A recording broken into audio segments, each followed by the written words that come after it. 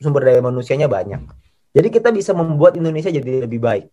Caranya gimana kontribusi kita untuk negara? Salah satu kontribusi saya adalah melalui VTube. Karena melalui VTube kita bisa membantu begitu banyak orang. Kita nggak cuma lihat diri sendiri. Kalau soal punya uang, ada penghasilan, dapat duit, sudahlah. Sudah pasti dapat, nggak mungkin nggak. Kalau nggak dapat, Anda nggak lagi di VTube itu namanya. Kalau Anda lakukan dengan serius, kalau Anda kerjakan, uang itu udah pasti ada. Pasti. Cuman masalahnya bukan cuma uang. Tapi apakah kita bisa membantu orang lain? Apakah kita bisa membantu tim kita untuk bisa sama-sama sukses seperti kita? Apakah kita bisa membantu tim kita untuk bisa merubah hidupnya? Nah, itu tantangannya. Nah, tantangan itulah yang mungkin saya akan ajak teman-teman semua. Jadi bukan hanya kita memperkaya diri, karena itu tidak penting.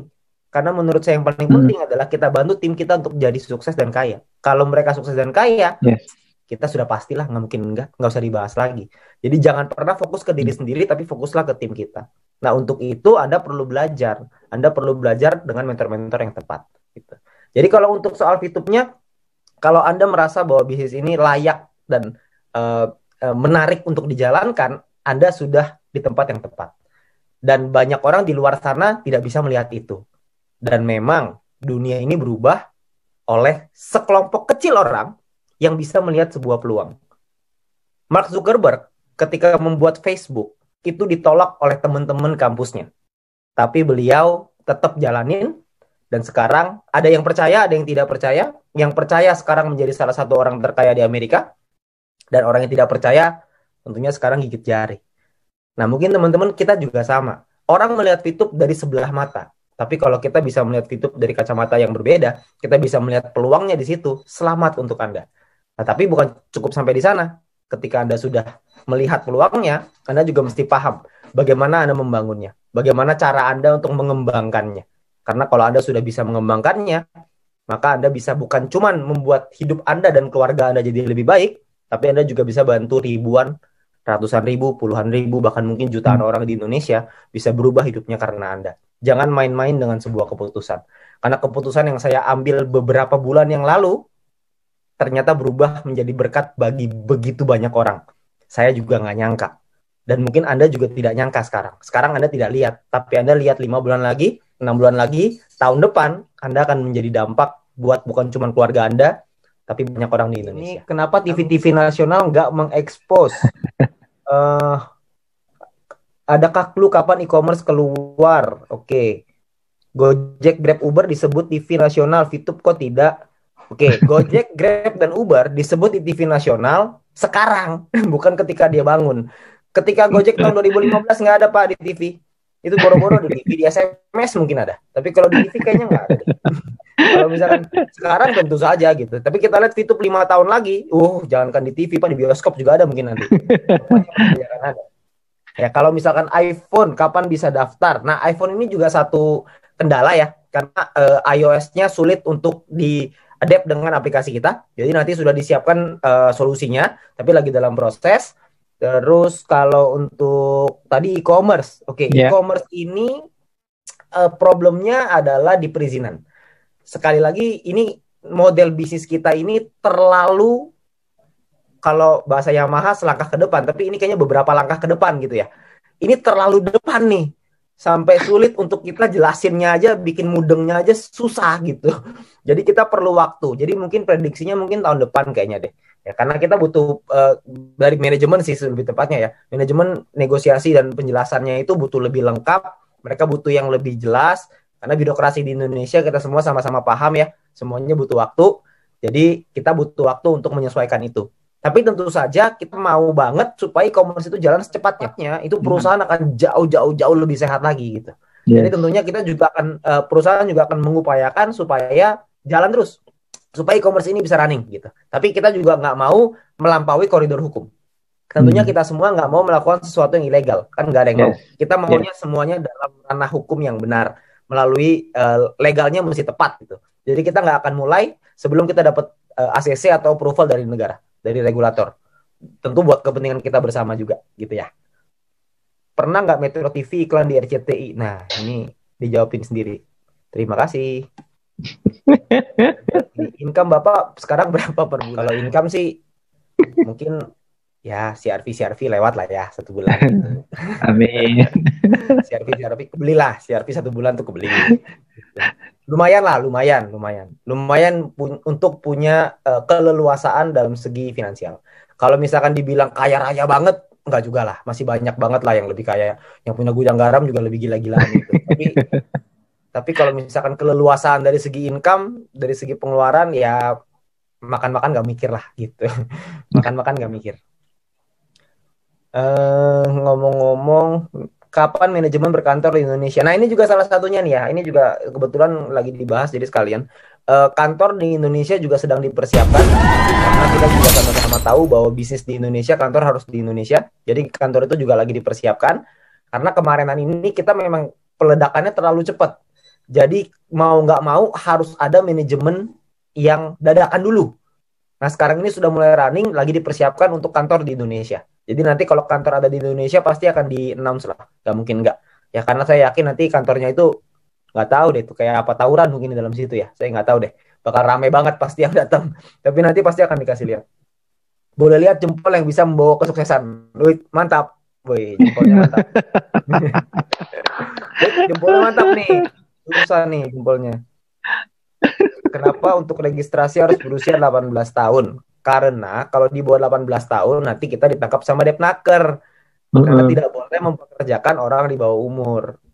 Yang hadir kasih 10 VP kok masing-masing. Waduh, daripada saya kasih ikan lebih baik saya kasih pancingannya. Kenapa kalau searching di Google tentang VTube pasti yang keluar adalah VTube penipuan. Oh iya tentu saja, karena perusahaan bagus harus dijelek-jelekan dong. Karena perusahaan yang jelek mau diapain lagi?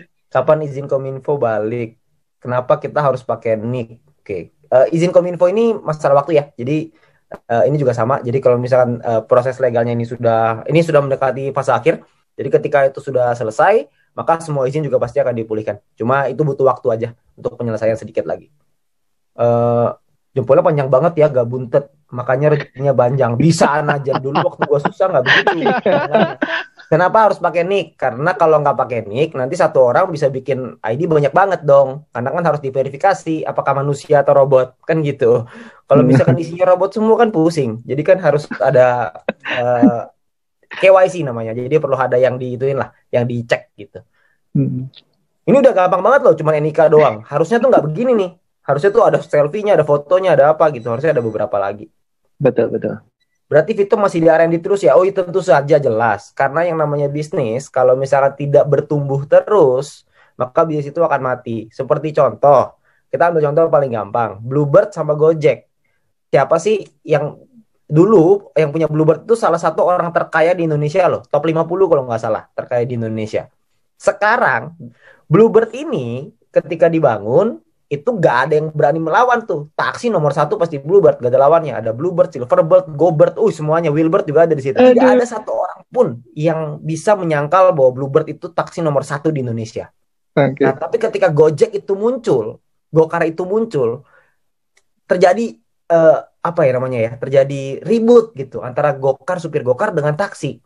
Katanya ini nggak fair lah, apalah segala macam. Dari pihak Bluebird itu juga ngotot, tidak mau beradaptasi dengan perubahan, nggak mau ikutin dengan online. Yang terjadi adalah Gojeknya sekarang membeli sahamnya Bluebird. Jadi yang tadinya kompetitor, Bluebird tadinya di atas, sekarang Bluebird mau nggak mau bekerja sama dengan Gojek gitu. Jadi namanya bisnis harus terus berubah. Begitu juga dengan Vito, pasti akan ada perubahan. Kalau Anda tanya akan berubah atau enggak, dijamin pasti akan berubah. Karena kalau nggak berubah, kita akan punah. Yes. Jadi mau nggak mau harus seperti itu. Bapak sendiri menjalankan misi dengan modal 0,3 apa fast track? Ya tentu saja 0,3 Bapak. Zaman saya pertama kali bergabung, EC aja tidak dibuka. Tidak ada EC, mau beli sama Sopo. Tentu saja pakai gratis, mau pakai apa lagi? Dulu 0,3 tuh seru sekali loh. Betul. Kita nunggu loh berbulan-bulan supaya dapat 0,3. Gila, launching tuh dengan semangat selesaiin. 0,3 pertama nih. Bangga dapat 0,3 itu bangga banget. Senang banget kan pertama kali Pak Sandy. Bangga. Di tengah dengan kisruhnya ketika lagi di awal ya. Tapi 0,3 pertama itu seru banget. Ini terakhir ya. Kalau dapat calon VTuber yang kritis dan pernah telepon pihak OJK dan dapat info VTube termasuk entitas kali ini maksudnya ya. Entitas yang masih proses penarikan izin, itu kita gimana jawabnya Pak?